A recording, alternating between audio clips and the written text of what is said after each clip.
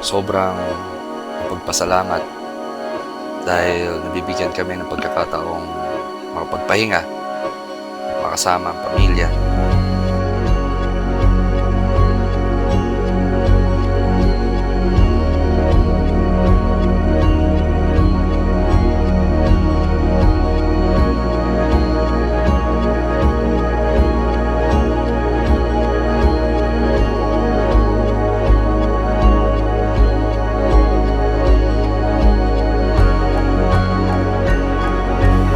Napakasarap sa pakiramdam na kahit paminsan-minsan ay makalayo sa ingay at magkaroon ng oras para magnilay sa isang tahimik na lugar.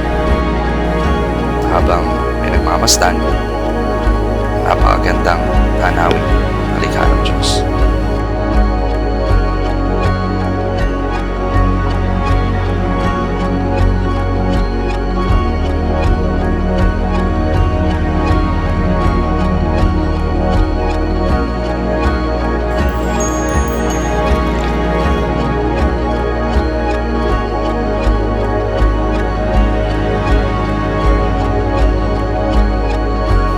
Pag naiisip ko na dati, mga simpleng pangarap at hiling lang ang mga ganitong pagkakataon. Pero ngayon, isa-isa na silang nagiging realidad dahil sa walang sawang biyaya, gabay at kabutihan ng Diyos. Tunay nga, kapag lumingon ka sa pinanggalingan mo, mas lalo mong makikita kung gaano siya naging tapat sa bawat yugto ng